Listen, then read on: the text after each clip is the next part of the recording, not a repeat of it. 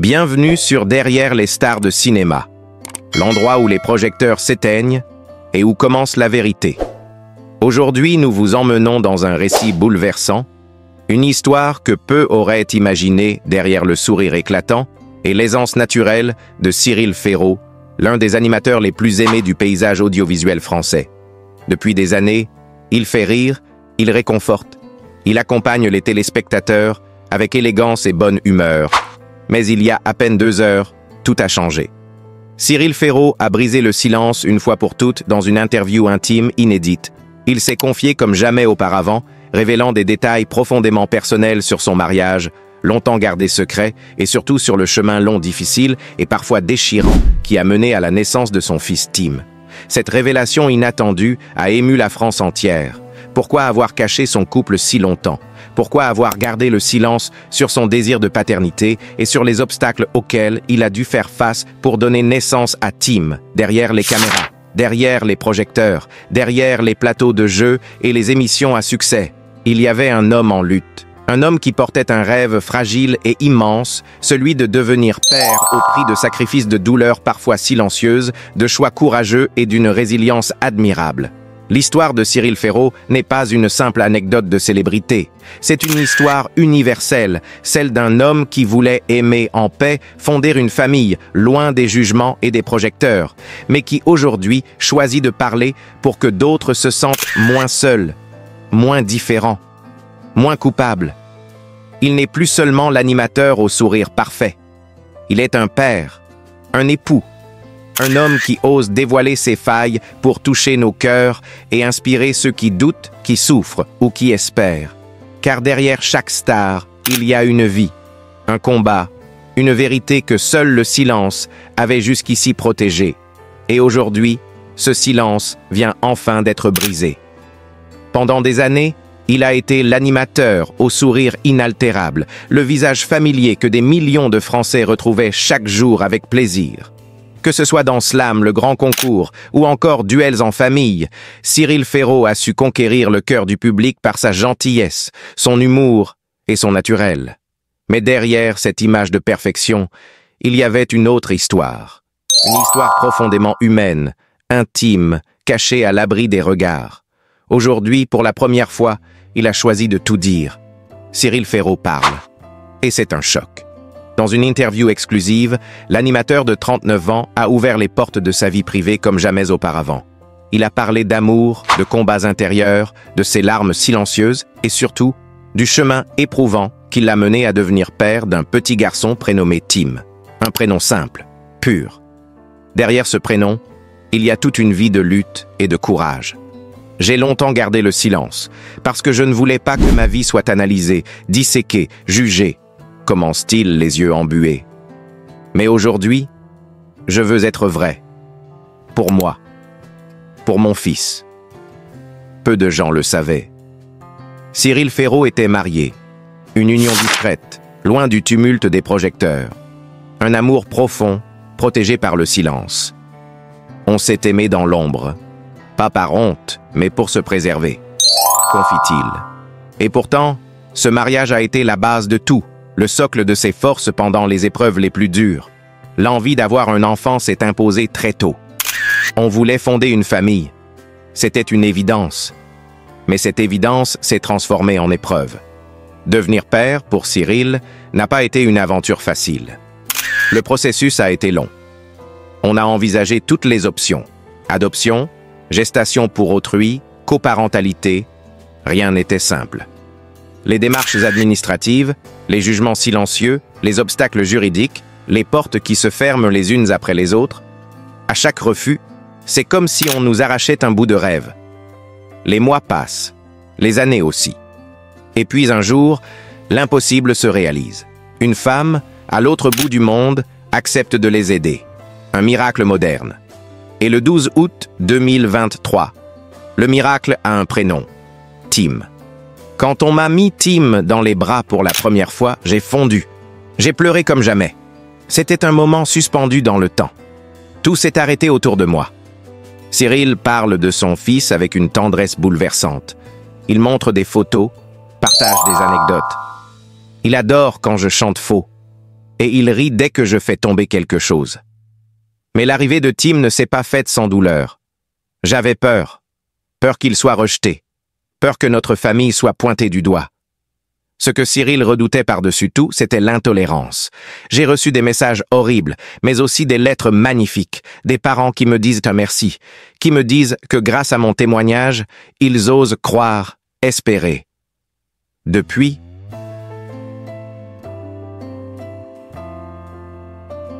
ce qu'il est père, Cyril Ferraud a changé. Je ne suis plus le même homme. Je suis plus vulnérable, mais aussi plus fort. Tim me donne un courage que je ne connaissais pas. Il parle de ses nuits blanches, des couches, des premiers sourires, de la peur constante de ne pas être à la hauteur et du bonheur inégalable de voir son fils grandir jour après jour. Pourquoi avoir parlé maintenant? Parce que j'ai compris que le silence peut devenir un poison. J'ai longtemps cru que je devais me taire pour protéger mon fils. Mais aujourd'hui, je veux qu'il sache qu'il est né de l'amour, d'un amour immense. Et il ajoute « J'espère que mon histoire aidera d'autres à ne pas avoir honte, à croire que c'est possible. Oui, c'est dur. Oui, c'est long. Mais ça vaut tout l'or du monde. » Aujourd'hui, Cyril Ferraud n'est plus seulement l'animateur vedette de France Télévisions. Il est devenu une voix qui porte celle des familles modernes, des pères aimants, des couples courageux, des enfants chéris. Derrière les projecteurs, derrière les jeux télévisés, se cache un homme, un mari, un père et un cœur immense. Et ce cœur vient pour la première fois de parler. Mais l'histoire de Cyril Ferraud et de son fils Tim ne s'arrête pas à cette naissance miraculeuse. C'est justement après ce moment de joie intense que commencent les véritables défis, ceux que l'on ne voit pas dans les photos souriantes ni les interviews bienveillantes. Être père, pour Cyril, ce n'était pas une parenthèse enchantée. C'était un bouleversement total de ses repères, de son rythme, de sa perception du monde. Là où certains auraient pris du recul médiatique pour savourer cette nouvelle vie, lui a fait le choix de continuer à travailler. Non pas par ego, mais par nécessité. Il fallait que je continue, pas pour l'argent, mais parce que je voulais que mon fils soit fier de moi. Entre 2 enregistrements d'émissions, il courait à la maison pour donner un biberon ou apaiser un chagrin nocturne. Il a appris à vivre avec peu de sommeil, à travailler sous pression avec la tête ailleurs, car son cœur était toujours avec Tim. Il évoque aussi le regard des autres, même parmi ses collègues. Certains comprenaient, d'autres jugeaient, en silence ou à demi-mot. Un homme seul qui devient père, ça dérange encore. Il y a des clichés qui ont la peau dure. Cyril a dû affronter l'incompréhension, même de la part de proches. On m'a dit « Mais pourquoi compliquer ta vie? Tu avais tout pour être heureux. » Comme si avoir un enfant était une fantaisie. Ce qui a le plus surpris Cyril, c'est à quel point la société pouvait être cruelle envers les pères qui sortent du cadre traditionnel. Il raconte, la voix tremblante, une scène qui l'a marqué. « Je me promenais avec Tim dans le parc et une femme m'a demandé « Il est à vous ?» Comme si c'était inconcevable. J'ai répondu oui. Et elle m'a regardé, pleine de doutes, presque de méfiance. C'est à ce moment qu'il a compris que son rôle allait bien au-delà d'être un simple père. Il allait devoir devenir un modèle, un symbole malgré lui. Il a décidé alors d'agir. Discrètement d'abord, puis plus ouvertement. Il a rencontré des associations de familles homoparentales, échangé avec des pères célibataires, participé à des groupes de soutien. Il voulait comprendre, mais aussi aider. J'ai lu des témoignages bouleversants. Des hommes qui, comme moi, se battaient pour être reconnus, respectés. Ça m'a donné une force immense. Il s'est aussi confronté à sa propre vulnérabilité. Les premières maladies de Tim, les rendez-vous médicaux, les pleurs inexpliqués, tout cela l'a ramené à ses propres peurs d'enfant. Parfois, je me sentais si petit. J'avais besoin de mon père, de ma mère. Et je me disais, mais qui va m'aider, moi? Dans ces moments de doute, c'est l'amour pour Tim qui l'a tenu debout. Un amour inconditionnel, brut, sans calcul. Puis il y a eu les premiers mots de Tim, les premiers pas, le rire contagieux au réveil, des instants simples, mais qui, pour Cyril, valaient de plus que toutes les audiences télévisées cumulées. Il m'appelle papa, avec une telle évidence. C'est dans ces moments-là que je sais que tout ce que j'ai traversé en valait la peine. Professionnellement, les choses ont aussi changé. Des producteurs lui ont proposé des émissions autour de la parentalité, des documentaires sur les familles modernes, mais il a refusé. Je ne veux pas que Tim devienne un argument de marketing. Ce que je partage, je le fais avec pudeur. Ce n'est pas un spectacle. Et pourtant, dans le secret de certains tournages, des techniciens ou des figurants viennent lui glisser un mot, une confidence. Grâce à vous, j'ai osé en parler à ma famille. Ou mon compagnon et moi avons décidé de lancer les démarches d'adoption. Ces petits mots sont devenus, au fil du temps, sa récompense silencieuse. Ce que peu de gens savent aussi, c'est que Cyril a commencé à écrire. Un journal intime, d'abord, qui, elle remplit chaque soir après avoir couché Tim. Des pages de doute, d'émotion, de fierté. J'écris pour lui. Un jour, il lira tout ça. Il saura que rien ne lui a été donné par hasard. Il envisage aussi, peut-être, de publier un jour un livre. Pas pour se raconter, mais pour témoigner. Offrir une voix à tous ceux qu'on ne voit pas. J'aimerais que mon fils grandisse dans un monde où personne ne lui demandera pourquoi il n'a pas une maman et un papa. Un monde où l'amour suffit à légitimer une famille. Aujourd'hui, quand on lui demande ce qui a changé depuis qu'il est père, il répond sans hésiter « Tout. Mon regard sur la vie, mes priorités et ma patience. Avant, j'étais obsédé par la perfection. Aujourd'hui, je suis heureux dans l'imperfection. Tim m'a appris ça. » Il ajoute dans un murmure « Je pensais que c'était moi qui allais lui apprendre à vivre, mais c'est lui qui m'a appris à aimer. » Et dans ses yeux, on comprend que rien ne sera plus jamais comme avant. Cyril Ferraud n'est pas seulement un animateur, il est devenu un père, un homme et un repère pour tant d'autres. La vie conjugale de Cyril Ferraud est sans doute l'une des facettes les plus mystérieuses de sa personnalité publique. À l'écran, il incarne la bonne humeur, la spontanéité et la chaleur humaine. Mais derrière les projecteurs se cache une histoire bien plus intime, riche en émotions, en épreuves et en combats silencieux. Longtemps resté discret sur sa vie sentimentale, Cyril Ferraud a récemment accepté de lever un coin du voile sur son mariage. Un mariage qui, loin des clichés de contes de fées, s'est construit dans la discrétion, le respect mutuel et une profonde complicité. Cyril a rencontré son compagnon il y a plus de 10 ans, bien avant que sa notoriété n'explose à la télévision. C'était un hasard de la vie, une rencontre dans un lieu banal, sans paillettes ni caméra, un café d'un quartier tranquille à Marseille. Ce jour-là, Cyril n'était pas l'animateur souriant que tout le monde connaît, mais un jeune homme en quête de stabilité, épuisé par un rythme professionnel effréné. Son futur mari, quant à lui, n'avait rien d'une figure médiatique. C'était un homme du monde scientifique, discret, pragmatique, passionné par son métier et allergique au feu de la rampe. Ce qui les a unis au départ, ce n'est pas l'attirance physique ou la passion dévorante, mais une discussion, une de ces conversations qui suspendent le temps. Ils ont parlé de solitude, de rêve, de l'envie d'un avenir à deux, et surtout, de cette volonté commune de bâtir une vie simple, vraie, loin des apparences. Très vite, leur relation a pris racine. Ils ont appris à s'aimer dans l'ombre, à se protéger des regards, à construire un cocon inviolable dans un monde où tout est sujet à commentaires. Le mariage est devenu bien plus tard, pas un événement mondain avec tapis rouge et photographes, mais une cérémonie intime, en Provence, entourée d'amis proches et de quelques membres de la famille. Ce jour-là, j'ai compris ce que signifiait le mot « engagement », confiera plus tard Cyril. C'était un serment silencieux, une promesse d'accompagner l'autre dans ses fragilités, ses doutes, ses silences. La vie à deux n'a pas été un long fleuve tranquille. Entre les tournages, les déplacements et la pression médiatique, Cyril a souvent eu du mal à équilibrer sa vie professionnelle et sa vie conjugale. Il y a eu des soirs où je rentrais tard, vidé, incapable de parler. Et lui, il m'attendait, toujours patient. Mais parfois, il souffrait de ne pas me voir. Il avait l'impression d'être le second plan de ma vie. Ces tensions n'ont jamais été explosives, mais elles ont laissé des traces, des disputes feutrées, des silences lourds. Pourtant, ils ont toujours trouvé la force de se parler, de se retrouver. Un moment charnière a été la décision d'avoir un enfant. Pour eux, ce n'était pas une évidence. Ce désir est né progressivement, au fil des années, au contact d'amis devenus parents, des enfants de proches qu'ils voyaient grandir. Ils ont beaucoup discuté, pesé le pour et le contre.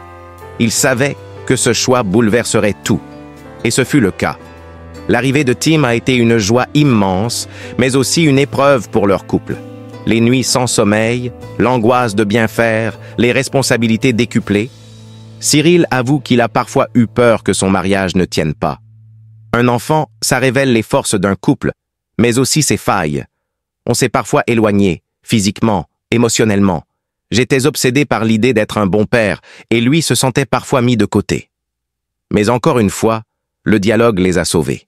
Ils ont accepté de suivre une thérapie de couple, non pas parce qu'ils étaient au bord de la rupture, mais parce qu'ils tenaient trop l'un à l'autre pour laisser les non-dits s'installer. Avec le temps, ils ont appris à mieux s'écouter, à partager les charges, à se soutenir dans les moments de doute. Le dimanche est devenu sacré. Pas de téléphone, pas de réseaux sociaux, juste eux trois. On fait des crêpes, on joue, on rit. C'est dans ces moments simples que notre mariage se régénère. Cyril parle aussi avec émotion du rôle de son mari dans sa carrière. Il m'a toujours soutenu, même quand je doutais de moi. Il me dit les choses franchement, il ne me flatte jamais, et ça me rassure. Il est mon ancrage. Ensemble, ils ont trouvé un équilibre rare, fondé sur le respect total de l'individualité de l'autre. Chacun a son espace, ses projets, mais ils se retrouvent toujours. Les années ont aussi renforcé leur complicité. Ils ont leurs rituels, leurs blagues, leur musique préférée. Ils aiment voyager, surtout en Italie, là où personne ne les reconnaît. Et surtout, ils aiment vieillir ensemble. On a des cheveux blancs qui arrivent, des rides autour des yeux, mais on se trouve toujours beau, confie Cyril avec tendresse. Aujourd'hui, il ose en parler un peu plus. Pas pour faire la une des magazines, mais pour montrer qu'un amour discret peut durer, qu'un mariage peut survivre à la tempête de la notoriété. Il veut aussi être un exemple pour ceux qui n'osent pas aimer librement. Je veux que les jeunes qui me regardent sachent qu'ils peuvent rêver d'amour, de famille, de stabilité, que c'est possible. Et au fond, ce qui ressort de tout cela, c'est la force tranquille d'un couple qui a choisi de s'aimer dans le réel. Pas dans les projecteurs, mais dans l'ombre bienfaisante des gestes quotidiens, des pardons offerts, des silences compris. Cyril Ferraud n'est pas qu'un animateur brillant. Il est un mari dévoué, un partenaire fidèle, un homme qui a choisi de ne pas sacrifier l'amour à la gloire. Et dans un monde où tout va trop vite, son histoire conjugale est une leçon de douceur, de patience et d'humanité. Dans les coulisses de la vie privée de Cyril Ferraud, il existe une dimension que peu de gens soupçonnent, celle d'un mari attentionné qui place le respect et l'écoute au centre de tout. Après avoir bâti son couple sur des bases solides, Cyril a découvert au fil des années que le secret d'un mariage durable ne réside pas dans l'absence de conflits, mais dans la manière de les traverser ensemble. Il évoque souvent, à voix basse et le regard chargé d'émotion, ces instants de doute où il s'est demandé s'il arriverait à tout concilier. La pression du public, les attentes de la télévision et les besoins affectifs de son foyer. Ce qui marque dans son récit, c'est la lucidité avec laquelle il parle de sa relation. J'ai compris que l'amour, ce n'était pas juste se dire « je t'aime ». C'est savoir fermer l'ordinateur, annuler une réunion, écouter l'autre quand il souffre, même si toi-même tu es épuisé. Ces paroles simples résument bien sa philosophie de couple. Contrairement à l'image idéalisée souvent véhiculée sur les réseaux sociaux, Cyril ne vend pas un amour parfait. Il décrit au contraire une relation vivante, imparfaite, mais profondément sincère. Avec son mari, il a connu des périodes de doute, notamment lorsque les rumeurs médiatiques s'immisçaient dans leur quotidien. À plusieurs reprises, leur relation a été scrutée, disséquée, parfois même remise en question par des titres de presse avides de révélations. Ces moments ont mis leur équilibre à rude épreuve. On s'est parfois disputé à cause de ce que les autres disaient de nous, des gens qui ne nous connaissent pas. Mais ce qui nous a sauvés, c'est notre promesse de ne jamais croire les voix extérieures plus que notre propre vérité. Leur quotidien est rythmé par une organisation millimétrée. Entre les déplacements de Cyril, les responsabilités de son époux dans le secteur scientifique et l'éducation de leur petite team, chaque jour est un défi logistique. Mais là encore, ils ont trouvé des solutions.